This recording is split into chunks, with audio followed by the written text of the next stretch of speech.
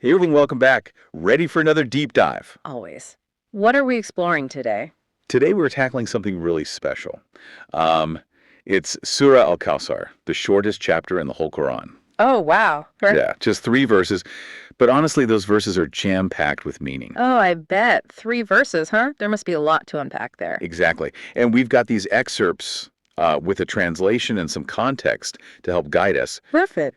Even before diving in, just knowing it's the shortest chapter, I was struck by, well, how much can you really say in 3 verses? Right. But get this surah is all about comfort and resilience and abundance, like a powerful little message of hope. Interesting. Okay, I'm intrigued. So where does this Surah Al-Kausar, where does it fit within the Quran? Good question. It's the 108th chapter. Okay. And you know what's even more interesting? What's that? The timing of when it was revealed. Think Makkah, a time of intense hardship for the Prophet Muhammad. Ah, that's right. I'd read about that period. A Yeah. lot of opposition he was facing, right? Absolutely. And on top of that, he had experienced the loss of his sons. So just imagine the weight of those circumstances. Yeah, I can't even begin to imagine that level of grief and pressure. Right. So in that context, this surah, these 3 verses, they become even more powerful. I see what you mean, like a message of hope in the midst of darkness. Exactly. And it's fascinating how it unfolds. So the first verse, and I'm reading the English translation here, it says that God has bestowed abundance upon the prophet. Abundance. Okay, so immediately I'm thinking, what kind of abundance are we talking about here? Especially given the hardships he was facing. Right. And that was my first question, too. What does abundance even mean in this context? Right, because clearly he's not surrounded by material wealth or ease at this point. Exactly. And that's what's so powerful. This abundance isn't about material possessions, it's something much deeper. It's gotta be. Hmm. So what is it then? Like inner strength? I think you're on the right track.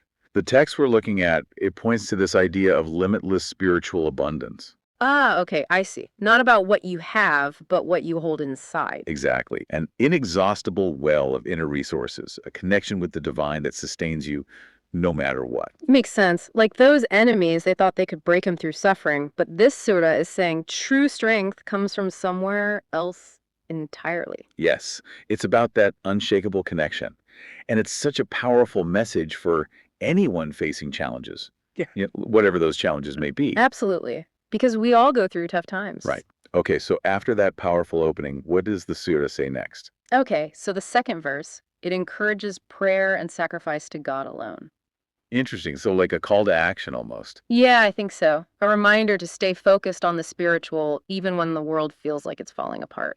It's interesting because it seems to build on that first verse. Yeah. Like, now that you've been given this abundance, this inner strength, here's how you connect with it. Yeah, that's a good point. And then to round it all off, the third verse offers a powerful assurance. It says that the prophet's enemies will be cut off. Oh, wow. So it goes full circle. Comfort, devotion, and then ultimate victory. Precisely. And I think what's remarkable is that message of resilience. It's as relevant today as it was back then. It really is. It's like a blueprint for anyone facing setbacks or looking for a deeper sense of purpose. Right, like you might be going through something awful, feeling completely lost, but this surah reminds you that there's a source of strength within you. I love that. And it all ties back to this idea of spiritual abundance, which I think we should unpack a little more. So, how would you say this type of abundance differs from the pursuit of material wealth? Well, for one, material wealth, it's temporary, isn't it? It comes and goes. It definitely can. Whereas spiritual abundance, it's like an inner compass that guides you no matter what's happening around you. So, it's less about what you acquire and more about what you cultivate internally. Exactly. It's about resilience, unwavering faith, and finding that deep inner strength. And that's something every listener can tap into, Mhm. regardless of their background or beliefs. Absolutely. It's a universal message of hope. And it makes me wonder, for you listening, what does abundance mean in your own life? What are those sources of strength that you can draw upon when things get tough? Yeah, and how can you cultivate that sense of inner abundance, that unshakable connection that helps you weather any storm? Because that's a powerful thing to have. It really is. Thanks for joining us on this deep dive. Until next time. See you then.